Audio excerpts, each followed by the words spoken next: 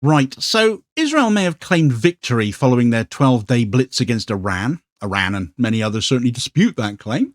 But as the smoke has cleared, it's Iran that's digging in, and it's not doing so alone. While Israeli jets raced home and their diplomats declared success, and Benjamin Netanyahu is kissing Trump's backside with letters to Nobel Peace Centre, Beijing has been quietly shipping surface-to-air missile batteries and upgrading Tehran's radar systems. The ceasefire, still currently holding between Israel and Iran, is more and more becoming cover for ulterior motives. And while we know Netanyahu wants Trump's assent to strike Iran again, for Iran it's all about preparing for that eventuality. And they've got Chinese help to do it. This also isn't just about missiles or reactors anymore either, but also structural realignment across the Middle East.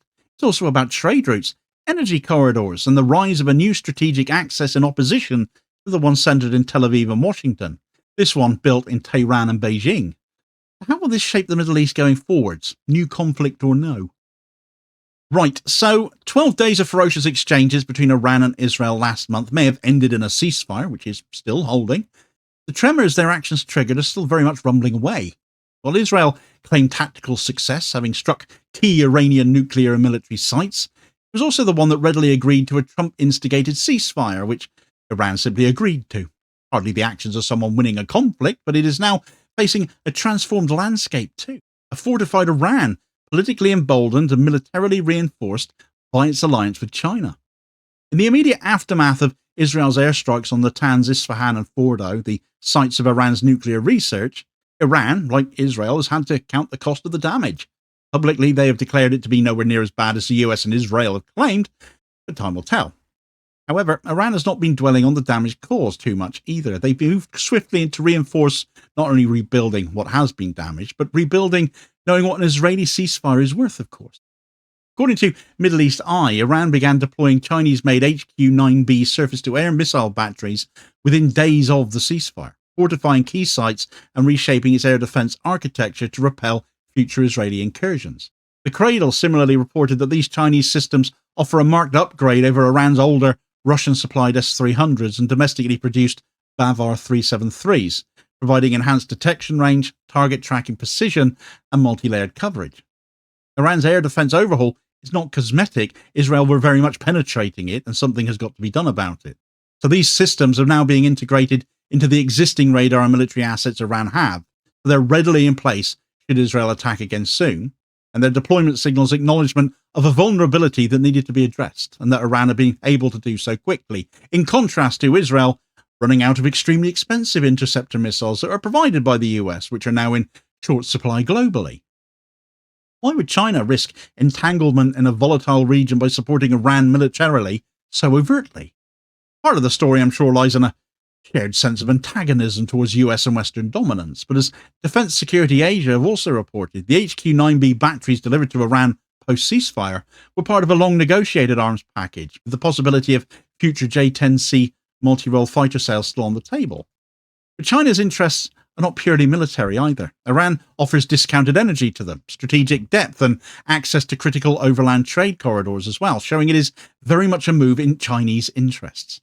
The Belt and Road Initiative, BRI, which has already weakened in the Levant, gains renewed vigour through Iran's inclusion in the China-Iran 25-year cooperation agreement. Moreover, China's support for Iran serves to drain US resources, forces Israel to divert attention and hardware, and complicates Washington's attempts to maintain unity across all Gulf states that largely kiss their backsides. For decades, Israel's military doctrine relied on strategic ambiguity and overwhelming technological superiority. But the new Iranian air defense shield, with Chinese backing, along with the shock to the system Iranian armaments gave Israel and the West, has changed that calculus. The Financial Times details how Israel's Air Force planners now face an increasingly dense and unpredictable airspace where unmanned drones and stealth aircraft may no longer guarantee success for them. This threat is further compounded by Iran's growing cyber capabilities. If Iran can now protect its skies better and strike Israel's ports, as we've seen them do, and their airports in retaliation, as well as crack IT infrastructure as well, the Israeli deterrent model begins to look more and more fragile on a lot more fronts. The Iran-China axis is therefore not just a military threat to Israel and the US, it's a trade and infrastructure blow to Israel's economic future too. At the heart of Israel's post-Abraham Accord strategy is, of course, the India, Middle East, Europe corridor, IMEC, which I spoke about in a video the other day, envisioned to connect Mumbai to Haifa via the United Arab Emirates and Saudi Arabia. But with Iran's growing relevance in the north-south transport corridor and Chinese port investments in Pakistan, Turkey and the Gulf, Israel's logistics streams are faltering too. Iran's missile strikes on Haifa during the 12-day conflict only added to Israel's woes on this front. They exposed the fragility of Israel's most important port and undermined investor confidence in Haifa massively, especially as a stable terminus for IMEC. Critical infrastructure was damaged, insurance premiums for commercial shipping surged, and multinational logistics firms began rerouting cargo away from Israeli ports. These effects ripple far beyond Haifa. They cast doubt on Israel's ability to serve as a reliable hub for international trade, full stop. Consequences for IMEC are particularly severe. With the Haifa leg compromised, the corridor's entire viability has come into question. Though Turkey are very keen to replace Israel with ports there ready to go and a rail link already in place to Europe. Gulf partners are increasingly reluctant to stake infrastructure investments and long-term trade strategy on a state that can no longer guarantee the physical security of its economic nodes, and who would actually be cut out should Turkey become a viable option. India, once enthusiastic about IMEC's strategic potential, has quietly re-engaged with Iran to explore north-south options again that bypass Israel entirely. China, seeing an opportunity to undermine a US-backed trade route, has stepped in to support these alternatives diplomatically and financially as well. Chinese support for Iran's military has already caused Gulf states to reconsider the security of the IMEC route, fearing it could become collateral in a future war, a viable target much like Haifa's oil refinery did, for example.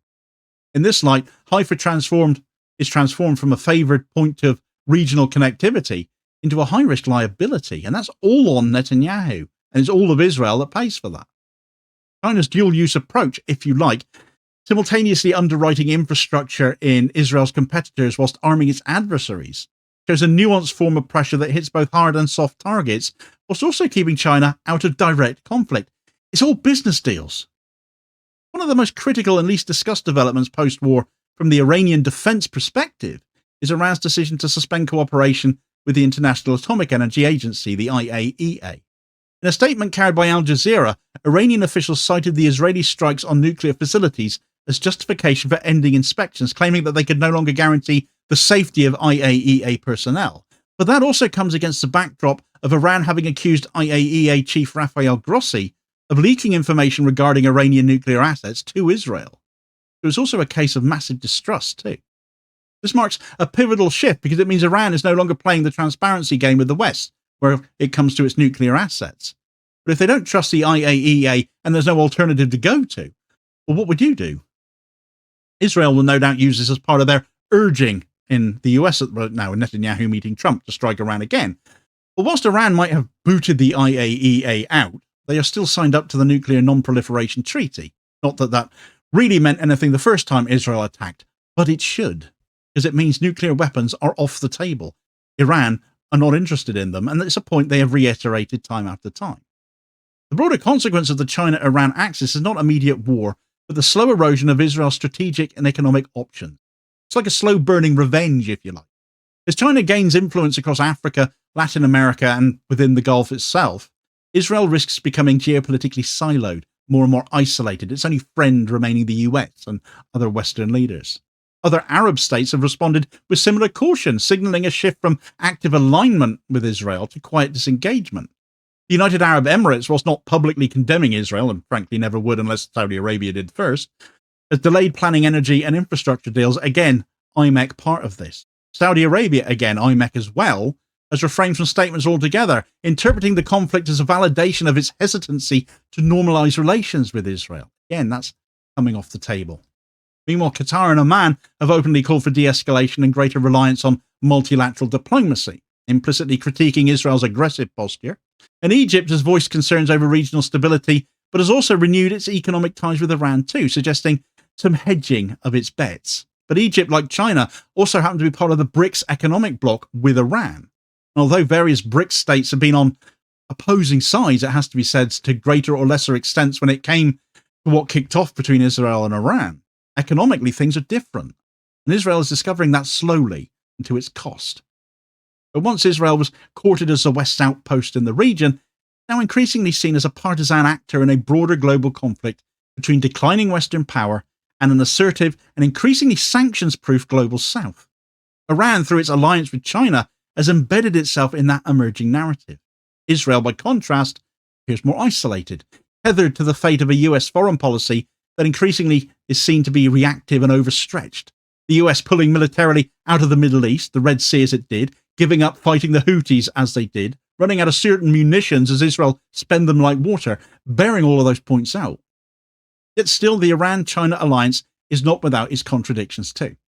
Iran's theocracy and China's technocracy share little ideological DNA between opposition to Western dominance. Beijing remains wary of being dragged into direct conflict or jeopardizing its own other commercial ties. China's leverage comes not from full alignment, but from a calculated ambiguity. It's all business to them. Everything is about deals. Donald Trump ought to respect it, really. It's the art of the deal, isn't it? They get Iranian oil. Iran gets whatever it needs from them right now. The 12-day war between Iran and Israel might be over, at least for now, but the aftermath has redrawn red lines across the Middle East. Iran is not isolated in the way the West keeps trying to paint them. It is nowhere near as vulnerable as Israel and the West thought, or limited in its ability to retaliate to aggression. Israel, meanwhile, faces a new strategic reality. Military action is now more dangerous as they pay an economic price for it too. Trade ambitions have become more precarious as they come across as a riskier investment. And diplomatic allies less dependable as they grow increasingly frustrated with Netanyahu's unhinged and unapologetic aggression. China and Iran are not merely surviving sanctions, they're now weaponizing them to make both more resilient. For Israel, the era of strategic impunity could be coming to an end as those they attack find other ways of hurting them in turn, even during a ceasefire. And that surely is a dose of karma Israel has been long overdue for. Nonetheless, Benjamin Netanyahu is very much looking to restart attacks on Iran with US permission, because who cares about the Israeli economy tanking if the US taxpayer keeps getting to pick up the tab? Iran, however, have come back with plenty of rhetoric of their own. Get all the details of that story in this video recommendation here as your suggested next watch to learn a bit more about that. Please do also hit like, share and subscribe if you haven't done so already, so as to ensure you don't miss out on all new daily content, but as spreading the word and helping to support the channel at the same time, which is very much appreciated, holding power to account for ordinary working class people. I'll hope to catch you on the next vid. Cheers, folks.